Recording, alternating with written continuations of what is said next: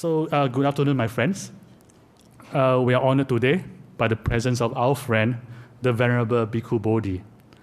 Venerable Bodhi is one of the most important scholars of Buddhism alive in the world today.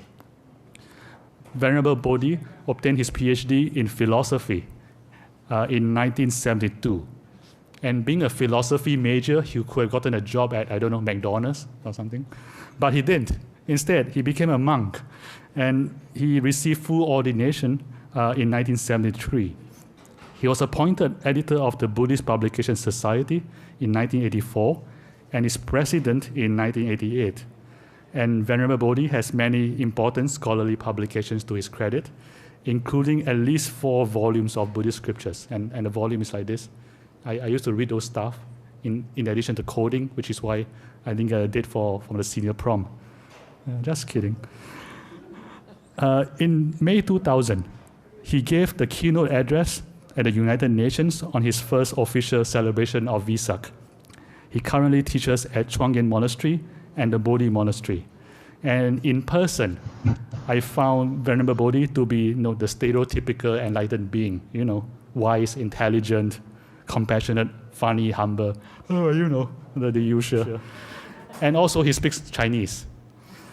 And my friends, please welcome the Venerable Bhikkhu Bodhi.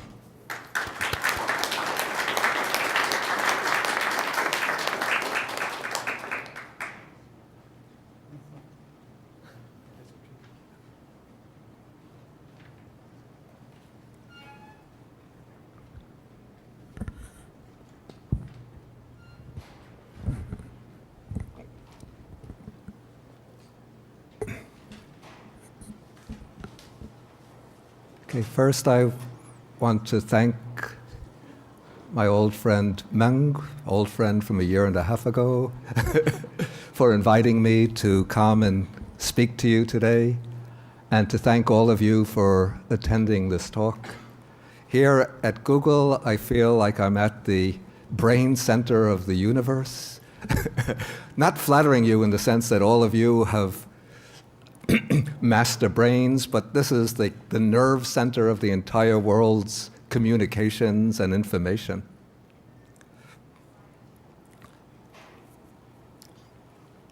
I know Mr.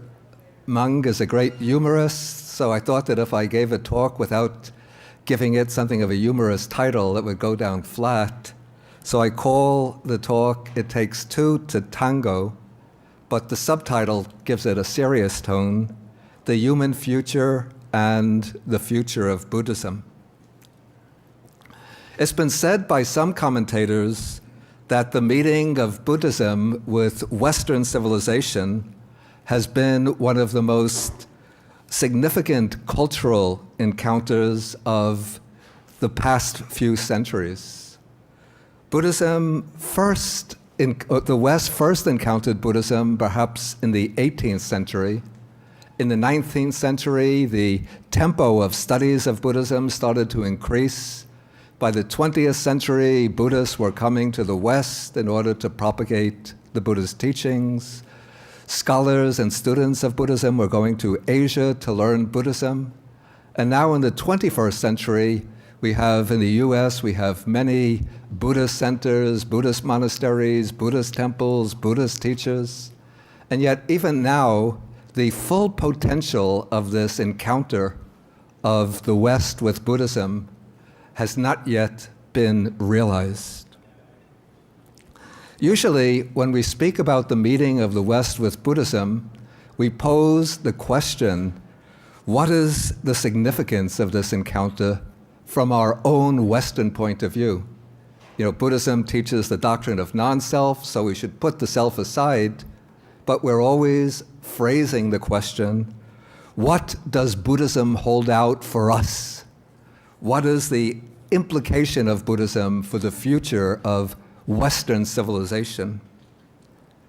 In this talk, I want to play both sides of the fence. That is, I want to view the encounter of Buddhism in the West from both points of view. I want to raise the question, what does Buddhism offer Western civilization at this particular juncture? And also I want to raise the question, What does Buddhism have to learn from the West? Or what does the West have to contribute to the unfolding and development and future evolution of Buddhism? As I look out upon contemporary human situation, both in the United States and abroad, I see that our future is in serious jeopardy. Our future as a civilization, and perhaps even our future as a species. I don't think I'm exaggerating, and I don't think that, despite my title, that this is anything of a joking matter. At the same time, I don't want to fall into a grim type of pessimism.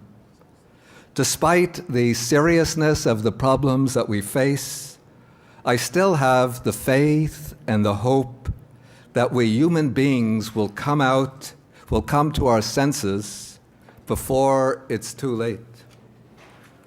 I want to raise this paper a bit.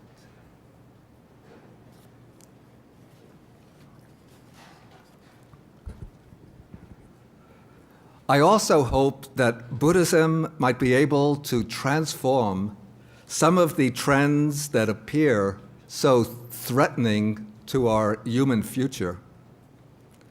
At the same time, I also hope that the meeting of the West with Buddhism will cause a fermentation in Buddhism that will serve as a catalyst to awaken certain potentials lying dormant in the Buddha's teaching that could not appear before it made this encounter with the West. I first want to try to support my statement that we live in dangerous times by mentioning some of the major crises that confront us in our present situation.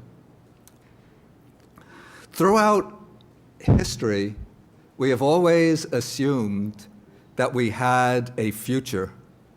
The future has been seen as a given dimension of time. And we always felt that we could count on having a future that would recede ever further into the horizons of our imagination. Today, however, it is precisely the reality of the future that has become a question for us. There are certain present-day trends which suggest that our future might be endangered. An end to the future, at least to the human future, is now easily imaginable.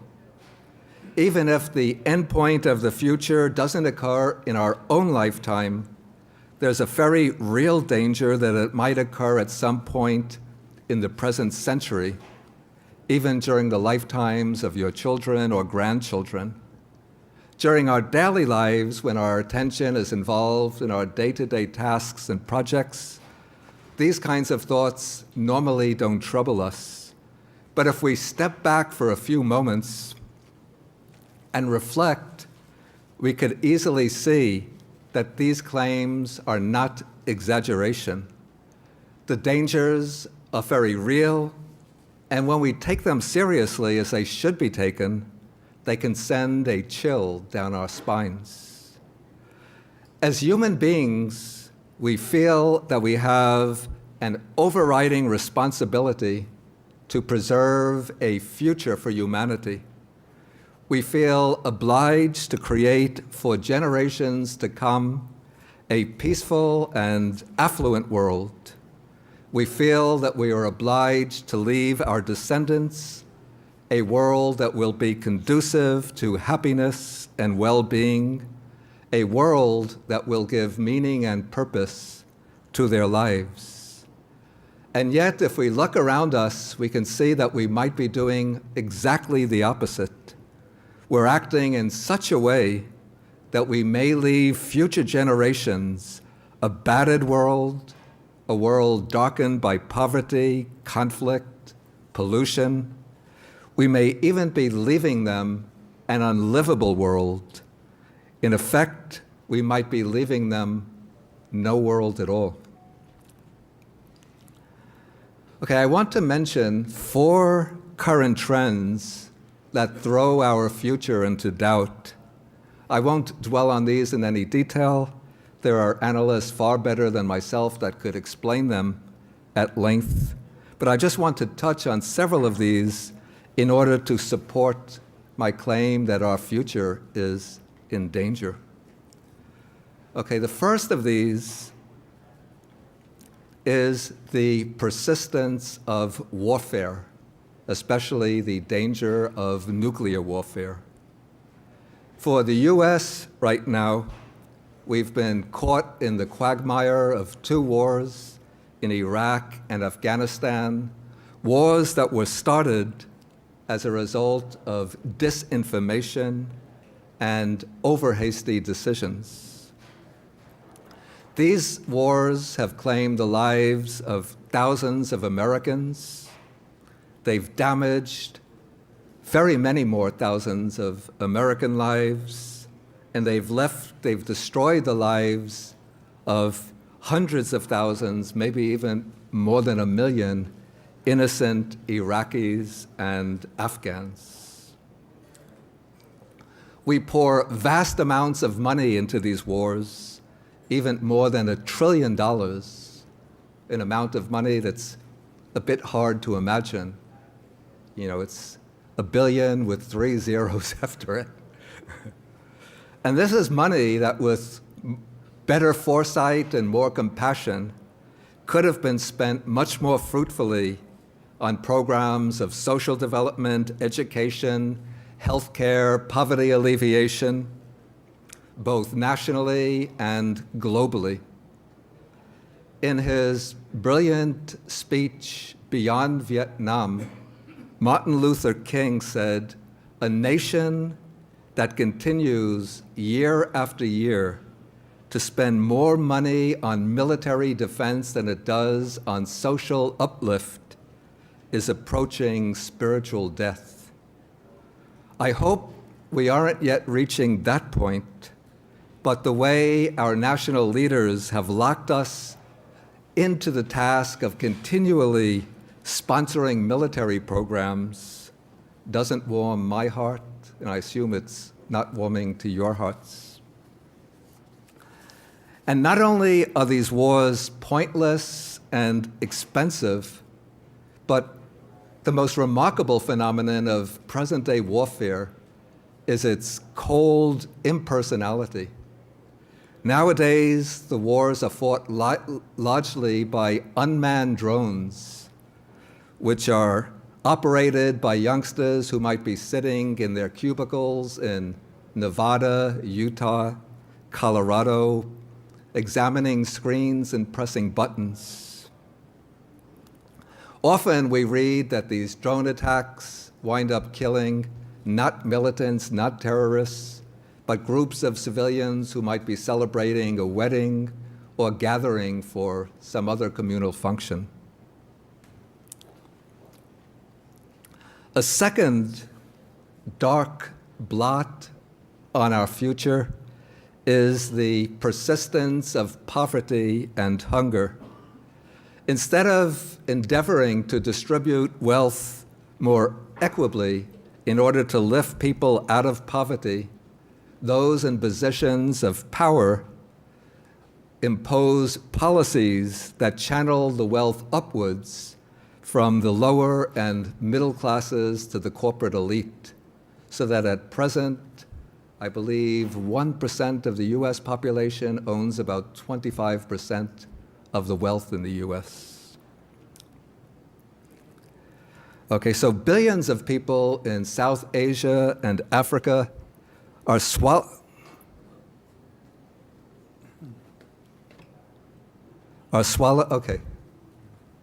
Okay, so billions of people in South Asia and Africa are swallowed up by poverty, but poverty also ravages many communities in the US and Eastern Europe. So this leaves us with the sense that our economic and financial systems are not working in an equitable manner. They benefit those who know how to manipulate the system, while they exclude those who lack the power, ambition, and skills to push their way to the top. A third factor closely related to increasing poverty is the sense that our democratic system is no longer working to the benefit of the governed. I think this factor is partly what explains the rise of these Tea Party movements, so that ever more people are convinced that the government no longer truly represents them, that it's no longer serving our benefit, no longer fulfilling our own hopes and dreams. Every few years we have an election, which is usually conducted with something of the spectacular glamour of an Academy Awards ceremony. And then once the elections are over and the politicians go to their offices, they usually fulfill the expectations of the corporations that sponsor their campaigns rather than the wishes of the people who elect them to power. The fourth threat at Google, the nerve center of the world, power failures. I could expect that in Sri Lanka, but not at Google.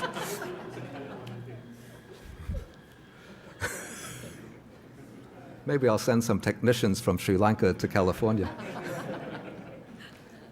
Okay, the fourth threat to our future might be the most serious of all, and this is the accelerating crisis of climate change, particularly global warming.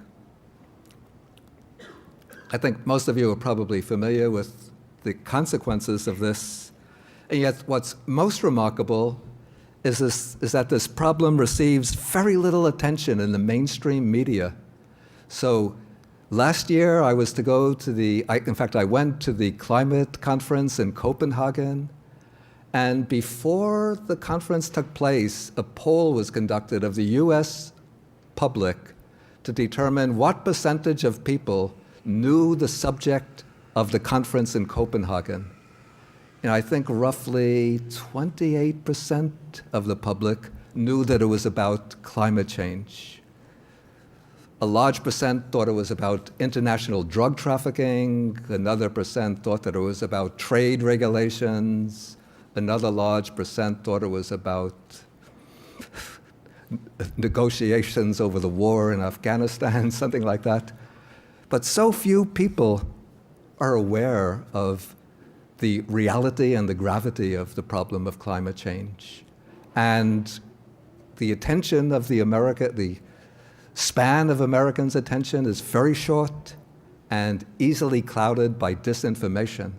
So now such a large percentage of people think that all of these reports about global warming and climate change are just disinformation which is sent out by professors at departments of climatology in the universities in order to secure their jobs and to push a liberal socialist agenda in American politics.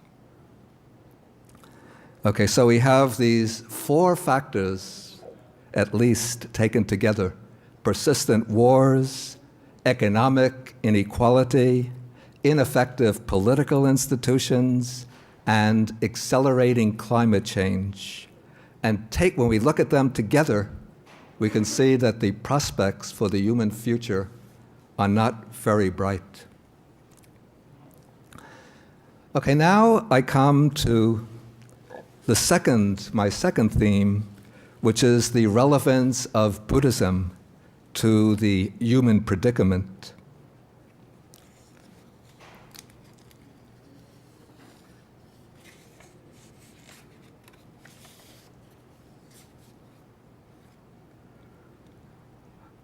Okay, in my way of thinking, any solution to the global problems that we face must involve three interrelated processes. The first is that there must be the nurturing of the moral and spiritual development of the person. That is, any solution requires an inward transformation. Second, we must be able to bring to fulfillment the best potentials of our communal life so that we can create a peaceful and harmonious world that will further the moral and spiritual development of the individual person. And third, we must preserve human civilization by enabling those forces, or by controlling those forces that threaten to overwhelm it. These three, in my view, are intricately interrelated, and we could discern a certain causal progression among them. First, the most basic task is to promote the spiritual development of the person. And this is generally the way religion works. Rather than trying directly to remodel forms of social organization, religion addresses people in their inward depths, and its primary call is for an inner transformation. But this is also a transformation that we cannot separate from the ways we engage with the world around us. When people act in accordance with the positive values of religion, the prospects for a harmonious communal life will improve.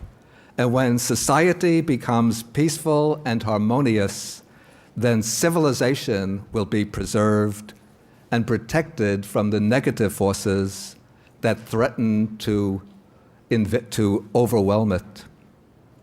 So I intend to treat Buddhism from these three angles. But first, just a little background information, though some of you might be already aware of this, but I'll just give a little background information on Buddhism. Buddhism originated from the life and teaching of the historical Buddha Gautama, who probably lived in the 5th century BC. Even though his life has been embroidered with many myths and legends, behind them we could still detect the life story of a real historical person. He was born into a small republic in the Himalayan foothills, in a region that now lies in southern Nepal. At the age of 16, he married, he lived in royal luxury, and at a certain point, his wife gave birth to a son. When he reached full maturity at the age of 29, he started to reflect on the problems of human existence, particularly the problem of suffering. And as part of an attempt to find a solution to this problem, he renounced the life of the palace and went forth as a wandering ascetic, seeking the way to enlightenment or awakening, the way to utterly resolve the problem of human suffering. He practiced the various types of meditation that were available in his time, but wasn't satisfied with them. Then he practiced extreme asceticism and self-mortification for 6 years until he carried these ascetic practices almost to the point of death. He concluded that the practice of asceticism would not lead to enlightenment, so then he began to take normal food again, regained his health, sat down at the bank of a river beneath a widespread tree, and resolved not to rise up until he had reached his goal. So that night he entered into deeper and deeper stages of meditation until by the time morning came, he was the enlightened one, Buddha, the one who is woken up from the delusion of ignorance. After spending several weeks in deep meditation beneath the Bodhi tree, he decided to go forth and to teach the truths that he had discovered. He called his teaching the Dharma, and he went from village to village, town to town, teaching and guiding others along the path to liberation. He attracted a large number of men and women who wanted to follow him into the homeless life. So in this way, he established the monastic Sangha, the order of monks and nuns. He continued to teach for 45 years, from the age of 35 to the age of 80, until he passed away in the small Indian town of Kusinara.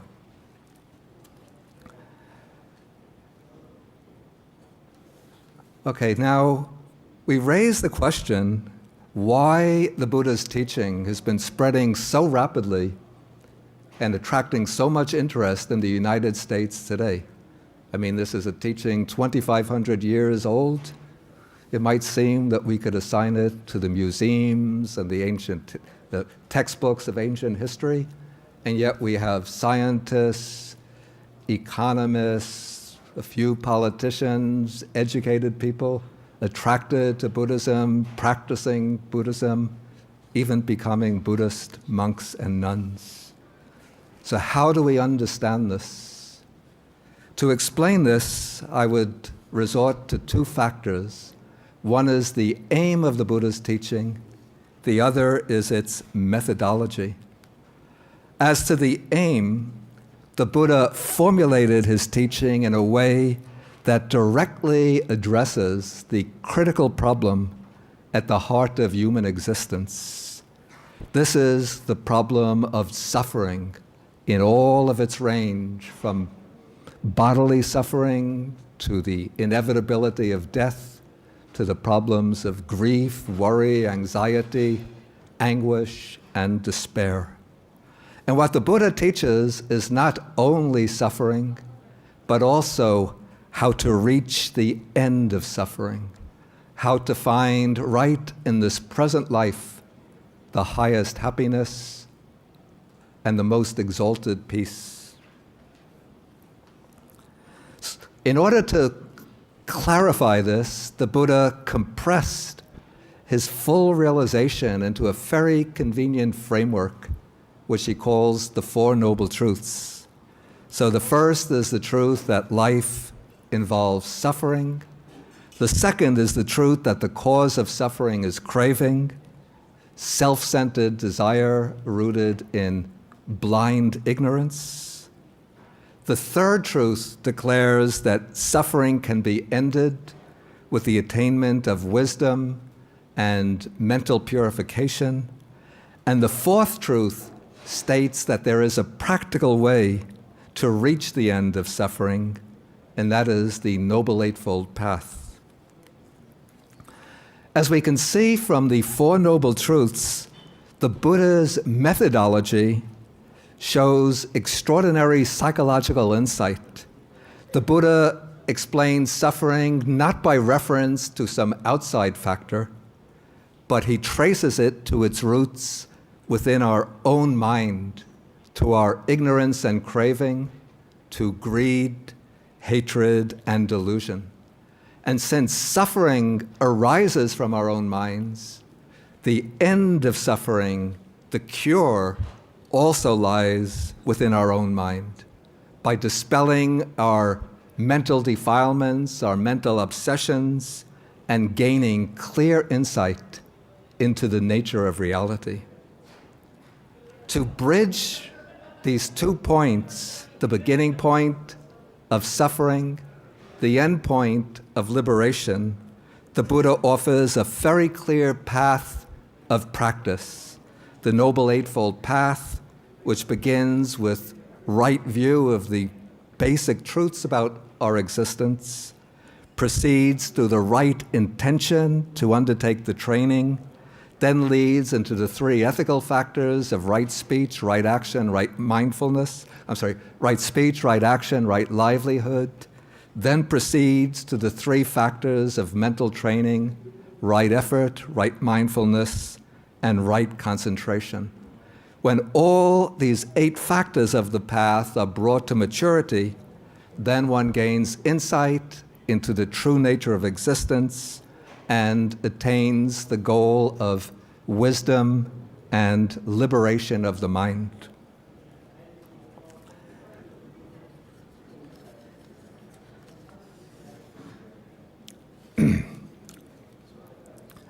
When we consider the special relevance of the Buddha's teaching to our own time, what I find especially important to note is that Buddhism can provide helpful insights and practices across a wide spectrum of disciplines, from philosophy and psychology to medical care, ecology, even the running of a corporation, as our Meng here will be showing in his own book when it gets completed and published. So those who feel attracted to a particular aspect of Buddhist teaching don't have to buy the whole Buddhist show, so to speak, but they could take up whatever aspect attracts them and use it for their own purposes. The Buddha says, "I don't have the closed fist of a teacher." So whatever is of benefit to somebody, they can take and use in their own lifetime, as in applying it to their own life.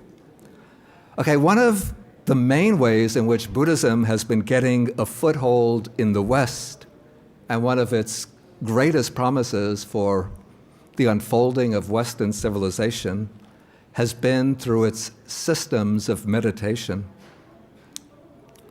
I also believe that this is one of the most important ways that Buddhism can help us to emerge from our own confusion and spiritual emptiness. As I said earlier, the dangers that we face, if we really investigate where they originate from, they don't originate from weapons, from industry, from corporate activities themselves, but they originate from our ways of engaging with the world. That is, they arise from greed, hatred, fear, and ignorance. And meditation is precisely the means that the Buddha has prescribed to help us face and overcome these mental afflictions.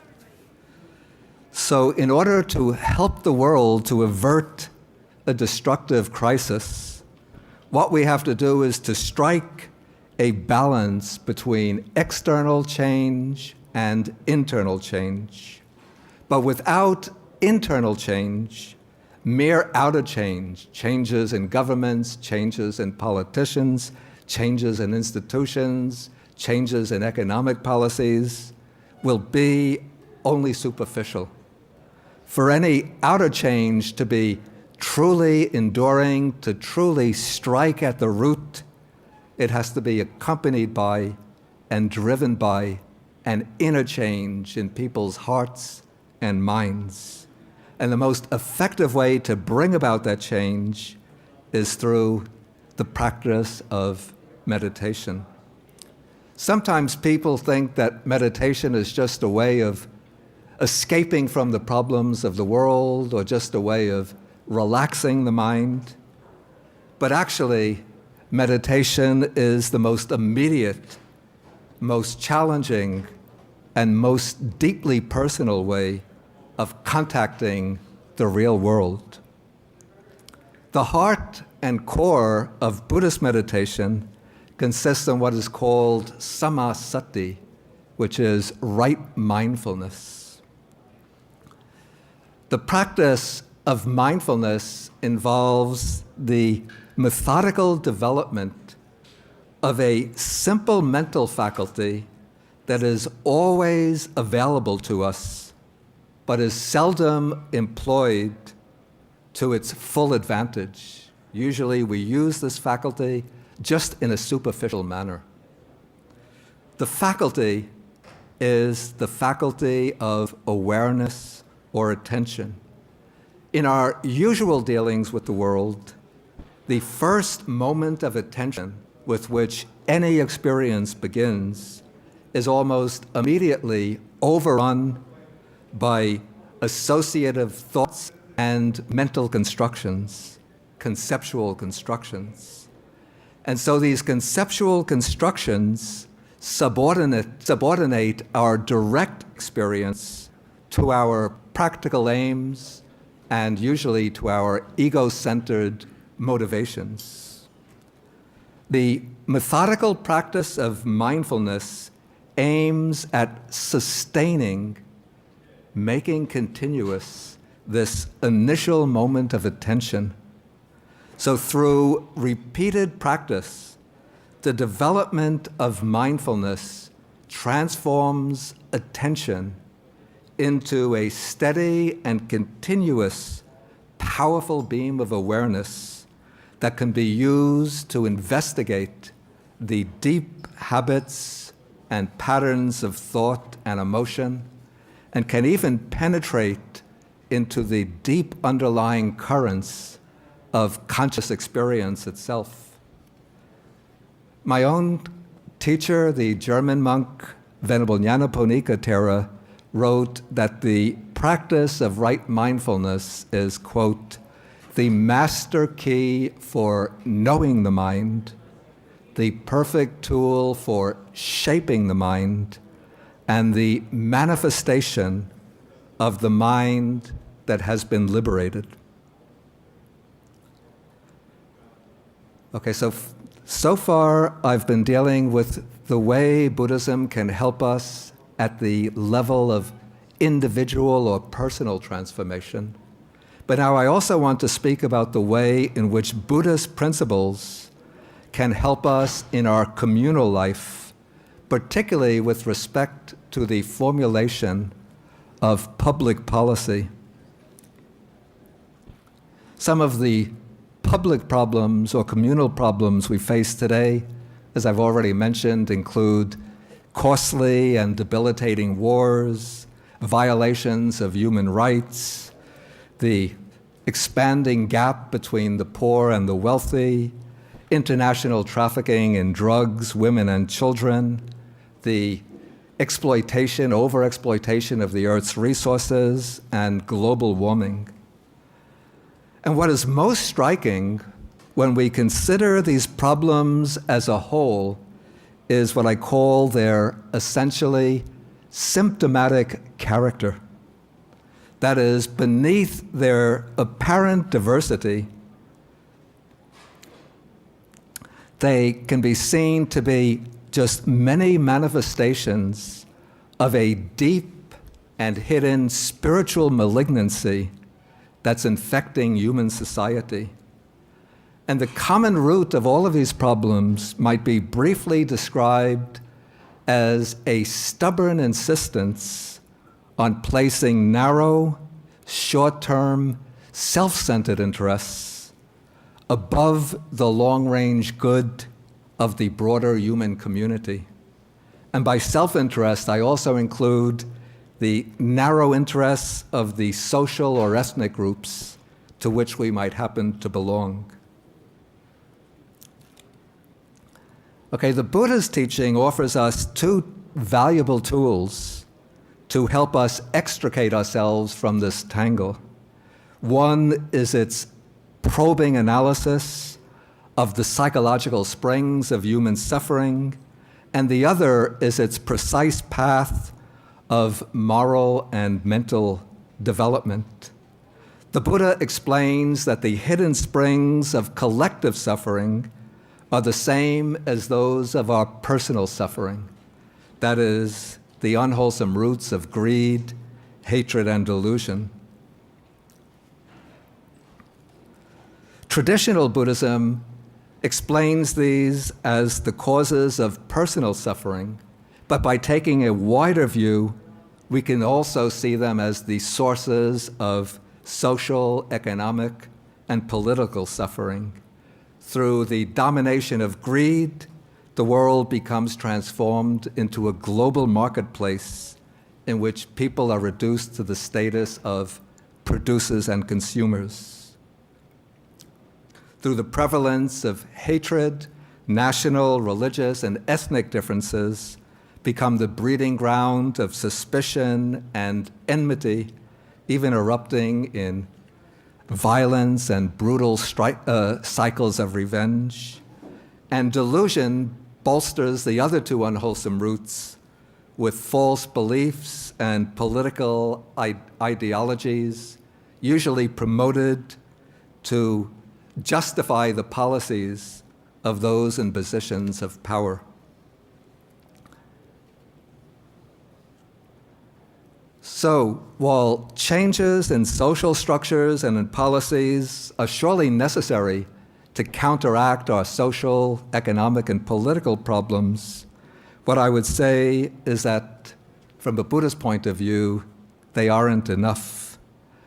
I would say that what is needed above all else is a new orientation, what I would call a kind of universal consciousness that will enable us to regard others as being essentially the same as oneself.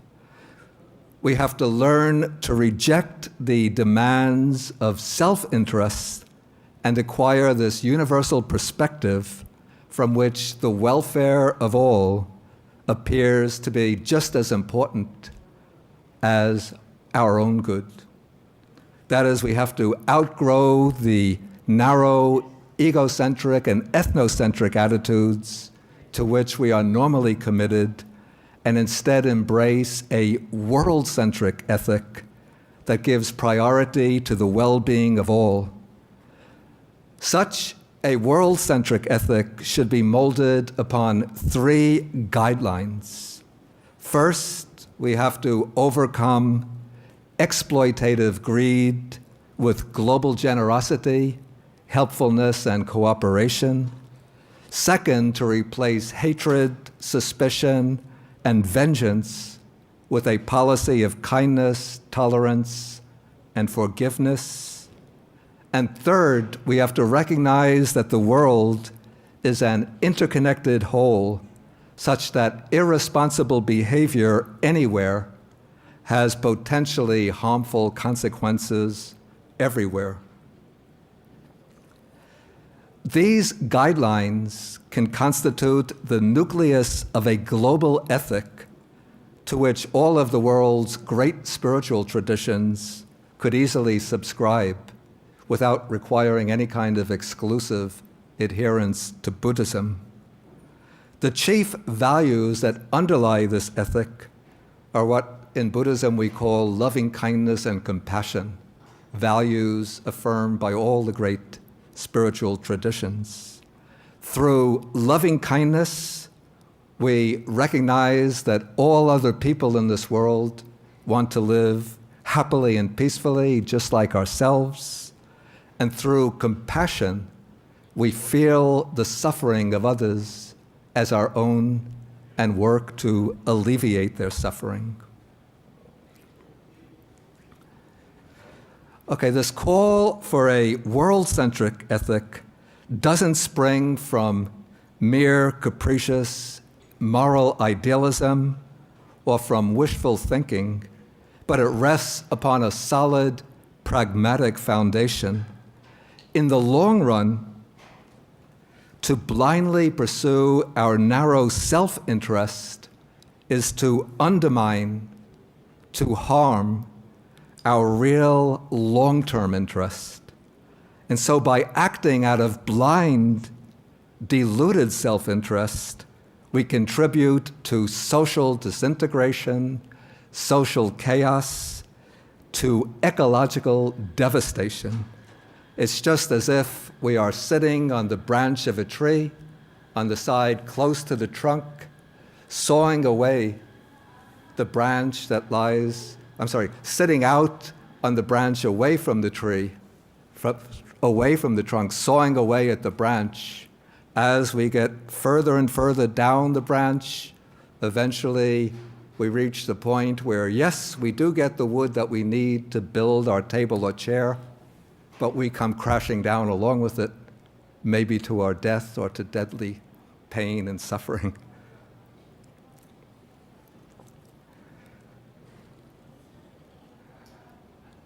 Okay, so far I've been speaking about the contribution that Buddhism can make to the West and to the human future of Western civilization. But now I want to say some words about the contribution that the West can make to Buddhism.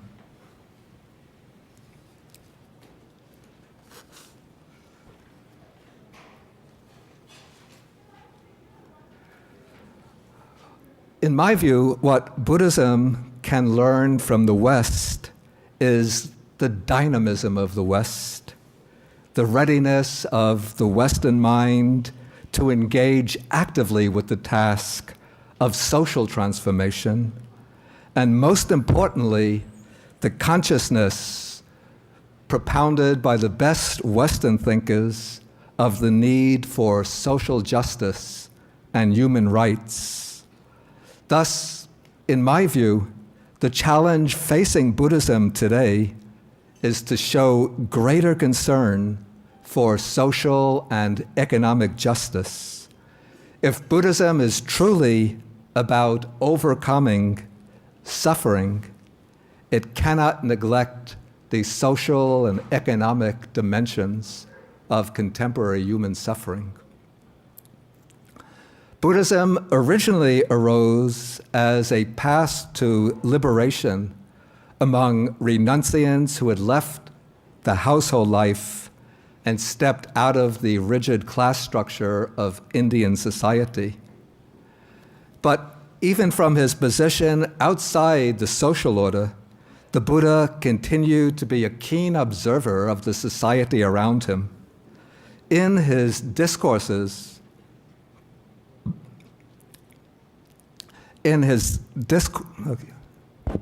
okay, it's working.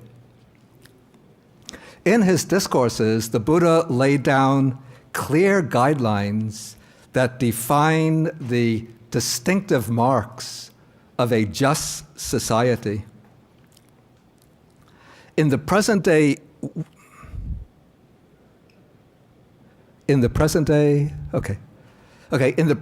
world, the Buddha's teaching acquires a new and compelling urgency, specifically with regard to this problem of social justice. The need to establish Dhamma in the sense of righteousness or virtue is the need not only to promote Buddhism as a system of religious, spiritual doctrines and practices, but to promote justice at all levels, social, economic, and political. And to promote justice means that it's also our responsibility to criticize and challenge injustice wherever we find it, to detect it, to protest against it, and to pull away the curtains that protect it, the curtains of deception and falsehood.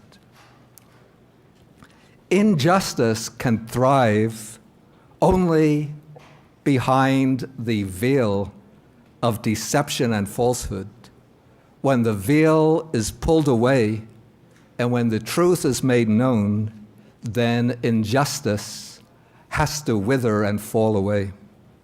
So the great challenge facing Buddhism and Buddhists today is to come forward as a voice for justice in the world, to become a voice of conscience for all those victims of social, economic, and political injustice who cannot stand up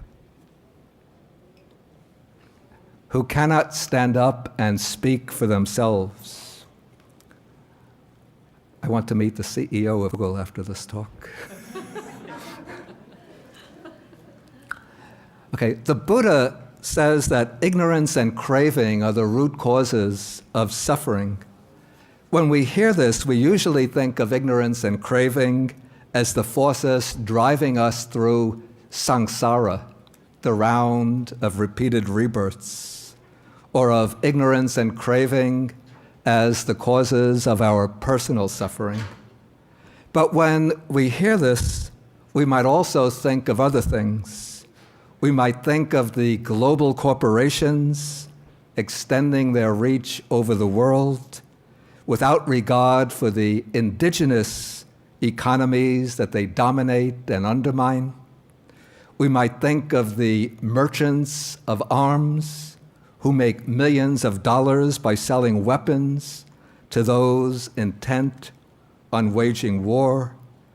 We might think of aggressive nations that seek to use their military might to dominate the globe, killing thousands of helpless women and children. We might think of the millions of women. We might think of the millions of women in the brothels of South and Southeast Asia, forced into a life of misery and shame. And we might think of prisoners of conscience, forgotten by the world, yearning for democracy, imprisoned by harsh, autocratic regimes. It's said that the Buddha's mission, the reason for his appearing in the world, is to free beings from suffering by uprooting greed, hatred, and delusion. In our present day, greed, hatred, and delusion are not simply matters of our individual minds, but they've acquired a global reach, extending even to the villages and towns in the remote corners of the world, producing misery and suffering as their consequence. And so, at the present time, the challenge facing Buddhism is to raise the Buddha's mission to a global scale, not merely by promoting the Dhamma among those who are privileged enough to be able to practice it in full leisure, but by helping those subject to the most bitter forms of suffering receive the justice for which they long.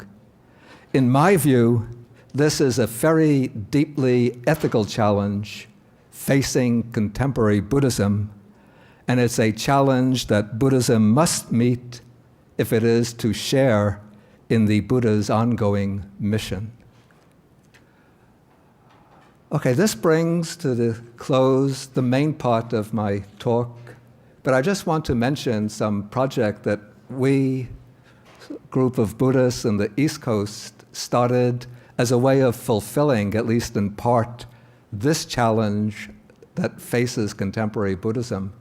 Some years ago, myself and some of my Dhamma friends and students felt the need to find a way to put the compassion of Buddhism into practice in a way that addresses people who suffer from economic and social injustice and deprivation. And so we established an organization that we call Buddhist Global Relief, which has as its primary mission to address the problems of alleviating poverty, and particularly global hunger and chronic malnutrition. We've been in existence now for two and a half years, and two of our board members are here with us today. One is Kim Behan, she is the executive director of BGR, and the other is Sylvie Sun, she is a board member and the chair of the fundraising committee. In the 2.5 years that we've been in existence, we've launched projects in South Asia, Southeast Asia, Central Asia, including Afghanistan and Pakistan, Africa, Mali, Niger, South Africa, in Haiti, and also in the United States, where there's a lot of hunger and malnutrition. We've put out here some brochures about our organization, so we invite those of you who are interested to please feel welcome and come and take a brochure, and then to check out our website to learn more. There's also these annual reports, which I was using to hold my paper. So I'll put all of these out, and please, all of you who are interested, please feel welcome to pick one up. Okay, so I want to thank you. First, I thank Meng for inviting me to give this talk, and I thank you all for your attention. Excuse me? Sure. Okay, Meng says I could take a couple of questions. So please, if anybody has any questions, please feel welcome to ask. But Don't ask difficult ones. Okay, so please, at your convenience. Hi, I'm afraid this might be a difficult question. Okay. But can you cite any examples in the past of where Buddhist teachings have been beneficial on a broad societal scale to achieve the sort of thing that you think we need to do now? Okay, that's a very good question. I would mention probably the sterling example of the application of Buddha's social principles to the task of improving the condition of society was King Asoka of India. Of course, the information that we have about his reign is dependent upon the rock edicts that he himself commissioned to be put up. But it's said that as King Asoka he actively promoted the well-being of his subjects. He built hospitals which provided medical care for free. He set up food distribution centers which would distribute food to the needy. He gave wealth to the poor, to his poor subjects.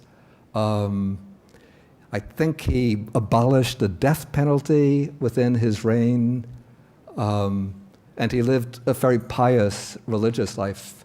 The example of King Asoka was followed by some of the great Buddhist kings of Sri Lanka, who also built hospitals for the subjects, even hospitals for animals, so that sick animals could receive care there. And to find out more details, if you go on the internet, you could look up edicts of King Asoka. I think you could find it through Google.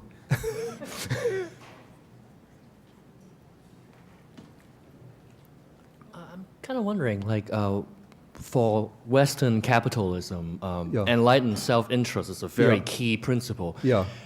which seems to kind of there's a very direct conflict with some of what you were saying. So I'm just kind of wondering, do you see that, and how do you see that can be Okay, resolved? I think that's a very important question. And one thing we should understand is that the Buddha's teaching that he gave to monastics of full renunciation was not the teaching that he gave to his lay disciples. To his lay disciples, he taught them that they should work diligently at their jobs, that they should earn money. He encouraged them to be wealthy, but not to earn the wealth by exploiting others. And then he taught the lay disciples, once they acquire wealth, to use the wealth wisely in ways intended to promote first their own well-being and the well-being of their families. He didn't teach them to live in poverty and to reject all the normal commodities that one needs to live comfortably and happily. But he also taught that with the wealth that one earns, one should set aside a portion for emergencies. This would be maybe the equivalent to insurance payments. One should set aside a portion for developing one's business. This would be like new investments. And then one should use a portion for generosity and charity, for helping the poor and needy, and for providing alms to the renunciants, the monks and nuns of any religion, not only Buddhism, but in India it was the common tradition for renunciants in any spiritual community to get their sustenance by alms round. And so the Buddha taught his lay disciples to give alms offerings to the ascetics of all the religious traditions.